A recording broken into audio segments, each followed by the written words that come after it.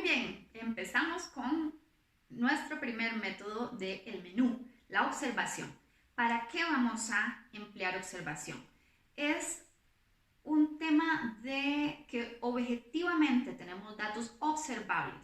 Es muy ventajoso esto, ya que si los observamos los podemos documentar a través de una fotografía, a través de una colecta de datos, así que nos da muchísimas ventajas. Va a revelarnos comportamientos, no todos los métodos de investigación nos revelan exactamente la conducta humana. Eso sí, no vamos a recibir una explicación tan fácilmente cuando observamos que sucede un comportamiento, el por qué se nos va a ocultar. El nivel de estructuración de la observación puede variar, qué tan rígido vamos a estar observando o si van a ser observaciones casuales. También tener en cuenta que los tipos de observación pueden ser tanto participante como no participante, dependiendo de qué tanto el investigador se involucra a la hora de que está sucediendo un evento que estamos observando.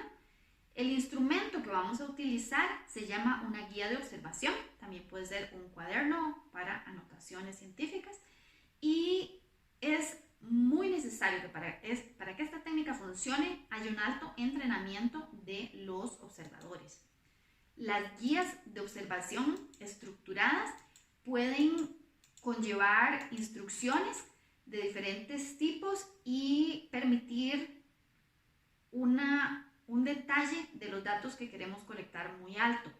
Sin embargo, en muchas ocasiones se dejan espacios grandes de toma de notas para poder realmente reportar qué es lo que estamos observando. Eso sí, observación no se dejen guiar a que es únicamente con la mirada. Vamos a usar todos nuestros sentidos de qué estamos escuchando, qué estamos oliendo, qué estamos saboreando. Realmente todo lo que nuestros sentidos nos pueda ayudar a registrar como un dato es importante en la observación. Imagínense visitar de manera exploratoria una comunidad rural, una comunidad indígena y queremos documentar una relación con un recurso natural, una planta, un hongo, un animal, y entonces vamos a ir con la mente abierta a captar información que nuestros sensores físicos nos lo permitan. En la observación no participante, el analista en general guarda silencio y no interfiere, se mantiene como un personaje aparte del evento que está estudiando. Y toma nota tanto de lo que se está diciendo como de lo que no se está diciendo. Es decir, el lenguaje corporal y prestando atención a las sutilezas de la cotidianidad de la situación. En la observación participante, más bien el observador se integra a la discusión. Las ideas del observador se suman a las de los participantes y se establecen relaciones. Esos son métodos empleados por la antropología, por ejemplo. Algunos sociólogos también utilizan este tipo de acercamiento donde al integrarse en una comunidad, en una estructura social, pues se aprende siendo parte del proceso. ¿Y qué más vamos a tener en cuenta al hacer observación?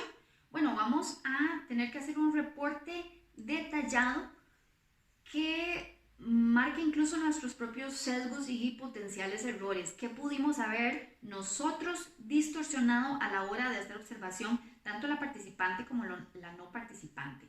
Y entonces poder aislar el fenómeno que estamos estudiando de la intromisión que hicimos y que realmente es imposible de aislar en un 100%. Las consideraciones contextuales las tenemos que hacer explícitas, realmente cómo fue el proceso, ese contexto, el ruido, quiénes estaban, quiénes no estaban, el clima, muchos factores externos que pudieron haber sesgado la información colectada en ese momento. Más que todo, teniendo en cuenta todas las fuentes de error según nuestra pregunta de investigación. Además, podemos combinar la observación con otros métodos. Si se les ocurre algún ejemplo, sería interesantísimo que comentaran. Y así de breve vamos a ver también en qué consiste el análisis de contenidos. ¿Para qué se utiliza? Es para información documental y documental en un amplio sentido. Entonces vamos a referirnos no solo a documentos escritos, sino a documentos visuales, piensen en filmaciones, por ejemplo, y también consideren el caso de la arqueología, cómo a través de los restos de una civilización se pueden hacer preguntas de investigación, hipótesis y resolver preguntas de fondo. Entonces, gracias al análisis de contenidos, vamos a poder detectar características y patrones en esas informaciones. Y entre más información logremos recopilar, es mejor para hacer más fuertes esas conclusiones que obtengamos.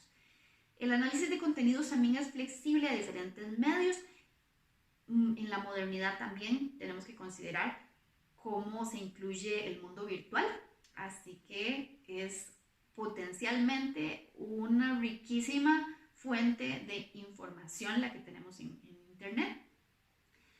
Lo que vamos a lograr es sistematizar una cantidad de datos impresionante, ya que estamos hablando de bibliotecas completas, de archivos de registro civil, vamos a tener tasas de natalidad, tasas de mortalidad, muchísimos datos de cómo la historia ha cambiado respecto al manejo de un recurso natural. Imagínense documentar toda la extracción maderera a través de cientos de años de historia.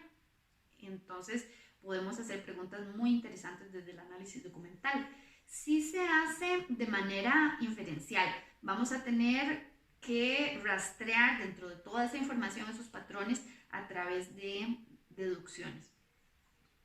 Como les decía, también se puede utilizar multimedios, entonces cruzar información proveniente de distintos recursos documentales para obtener respuestas a nuestras preguntas de investigación y no restringirse a lo superficial, sino también ir al simbolismo. Todo lo que tiene que ver con la semiótica, con el uso de los símbolos, puede darnos informaciones interesantes de cómo es esa relación entre el ser humano y los recursos biológicos. Tenemos dentro de este campo también la etnografía, que va a estar inspeccionando significados culturales. Este es uno de los métodos empleados en etnografía. ¿Y cómo se hace el análisis de contenidos? Bueno, es realmente uno de los métodos más complicados que puede haber. Tiende a ser más cualitativo. Va a tener que darse un montón de detalles de manera que se logre establecer el proceso sistemático de replicabilidad del estudio. La guía, el instrumento de medición, se llama una guía de análisis que también nos va a permitir ordenar qué es lo que estamos buscando. No es ir a una fuente y tratar de resolver un rompecabezas con piezas de diferentes orígenes, sino que tenemos que ver exactamente cuál es nuestra pregunta, qué es lo relevante y entonces ser capaces de extraer lo que sea relevante. Si vamos a hacer comparaciones, si vamos a buscar significados de fondo, si vamos a estar buscando sesgos, algún problema, alguna intención, algo teórico que queramos probar, cambios en el tiempo, cambios en el espacio. Entonces son preguntas de investigación de fondo que podemos hacer, como también análisis de actores, análisis de audiencias. Vamos a estar analizando el uso de algunas palabras, la aparición de algunos personajes, la recurrencia de algunos temas. Y una de las grandes limitantes del análisis de contenidos es que es tan bueno como el analista. Requiere una capacidad de análisis sumamente alta. El análisis de contenidos ha sido ampliamente subutilizado. Hay preguntas de investigación que pudiéramos hacer que tienen que ver con patrones de comunicación y de acciones de conservación y de políticas respecto a la relación entre el ser humano y naturaleza, que podemos rastrear en la prensa escrita, podemos rastrearla en páginas web, podemos verla en los comentarios de redes sociales. Todas esas perspectivas alrededor de un tema pudiéramos abordarlas con información documental. Pasamos a la entrevista en profundidad con nuestro siguiente método en el menú. ¿Para qué nos va a servir? Va a buscar los por qué y los cómo. Va a adentrarse en lo no observable. Eso sí, no nos documenta comportamientos, pero sí motivaciones, sí experiencias de vida, narraciones, anécdotas que nos van a generar reportes importantes. Hay una fuerte interacción entre el entrevistador y el entrevistado que va a haber que manejar a través de una buena técnica de entrevista. La duración óptima puede ir de 1 hora a 3 horas y en general son aplicadas cara a cara por un entrevistador. El tamaño de la muestra suele ser pequeño, no hace falta expandir demasiado en este tipo de metodología, dependiendo nuevamente de nuestra pregunta de investigación. Y se usa también para informar futuros instrumentos más cuantitativos, ya que la entrevista en profundidad tiende a ser más cualitativa. Y entonces puede que sea menos generalizable, pero como va hacia esa profundidad, esa riqueza de conocimiento, nos genera algo muy valioso que la cuantificación pura no va a lograr. ¿Y cómo se aplica la entrevista en profundidad? Bueno, va a haber que tener sumo cuidado en la selección de la muestra. Vamos a utilizar informantes clave, no son personas seleccionadas al azar, sino que las estamos buscando por ser específicamente fuente del conocimiento que nos interesa. Vamos a utilizar como instrumento de medición una guía de entrevista que va a constar de preguntas abiertas, es decir, donde se va a poder expandir la información sin encasillarla a un tipo de respuesta en particular que nosotros esperemos. Sin embargo, eso no significa que no estructuremos en cierta manera esa guía que vamos a emplear. El acercamiento inicial a la hora de la entrevista es clave de cómo nos vamos a presentar. Este acercamiento tiene que ver con un enganche inicial, una afinidad que se logre con el entrevistado. En muchos casos que no se logra, la entrevista simplemente no es productiva y corresponde descartarla. Vamos a intentar tomar anotaciones, pero lo ideal va a ser una grabación y más moderno una grabación en video, que sería lo ideal, pero en muchos casos, según las temáticas, no es posible y se debe tomar anotaciones. En esos casos les recomiendo utilizar observadores, una pareja de entrevistador-observador, y entonces el observador es el no participante que está tomando los datos. También cuando terminamos esa entrevista, inmediatamente vamos a buscar un lugar retirado, silencioso, que nos permita poner en papel todos los datos que no nos dio tiempo durante la entrevista y que creemos que puedan ser relevantes. Entonces, tomar rápidamente en ese momento que la memoria está fresca todas las notas relevantes a nuestra pregunta de investigación. Posteriormente, esos datos que grabamos, que anotamos, los vamos a transcribir y se recomienda hacer una validación por los entrevistados, donde ya el transcrito se le vuelve a entregar a las personas de manera que ellos verifiquen si se está interpretando incorrectamente algo o si se les olvidó añadir algún tema, e incluso si la persona posteriormente quiere retirar algo que dijo. Entonces eso se hace tanto por validar la calidad de nuestra colecta de investigación, también por factores éticos que hay que tener en cuenta.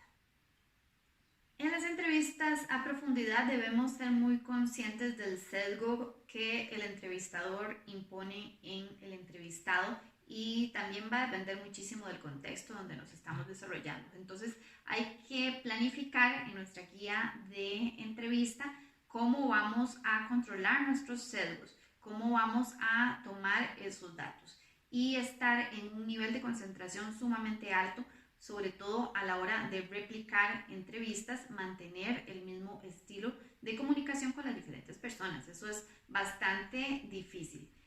En algunas ocasiones sí vamos a tener una conversación más libre y menos estructurada, buscando datos concretos.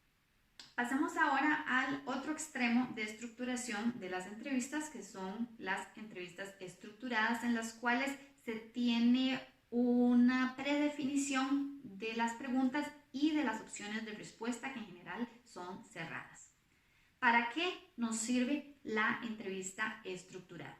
Bueno, va a cuantificar los hechos, va a tipificarlos y en el caso de las abstracciones también vamos a poder acceder a mediciones de lo no observable. Vamos a recopilar información de muestras grandes y eso nos va a permitir generalizar más, tener más rigurosidad a la hora de expandir nuestras conclusiones a otros contextos.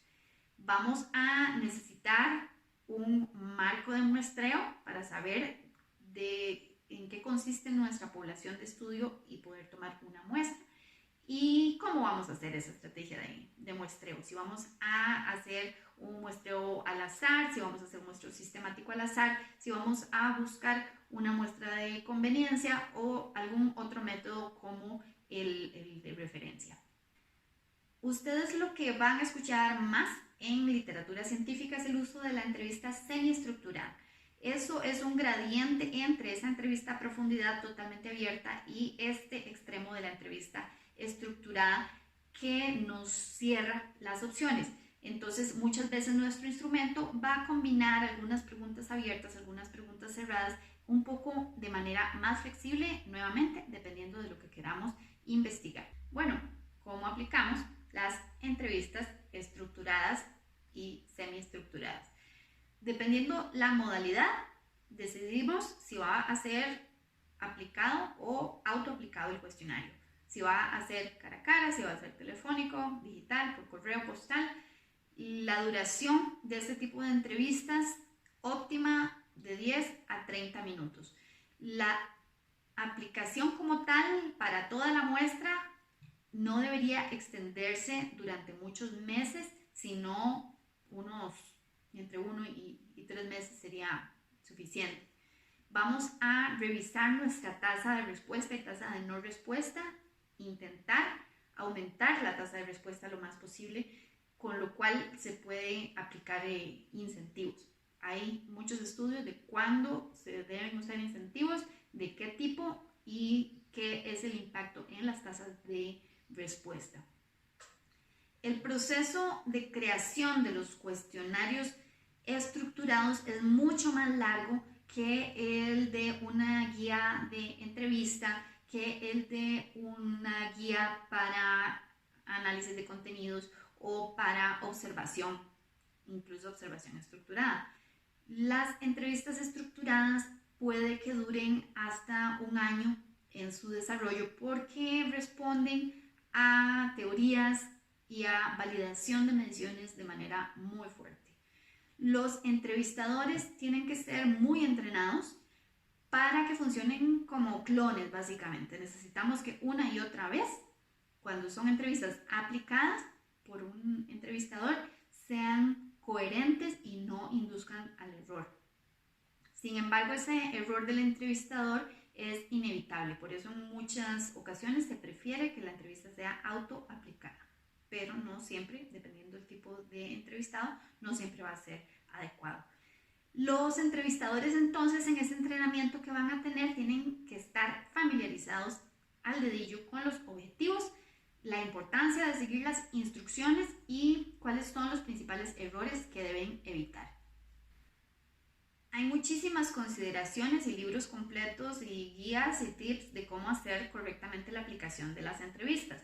Entonces, muy brevemente, las preguntas deben ser leídas como están escritas. Ese no es el caso de las entrevistas de profundidad, que la guía de entrevista permite muchísima flexibilidad a la hora de esa conversación que tenemos. Vamos a anotar las respuestas exactamente como se nos dicen. No es el momento de interpretar. En ese momento solo estamos colectando información, así que tiene que ser exactamente como nos la está indicando el entrevistado. Las respuestas imprecisas hay que probarlas, hacer pruebas para fortalecer esa respuesta, pero de manera indirecta. Ese es todo un tema de cómo hacer pruebas de las respuestas.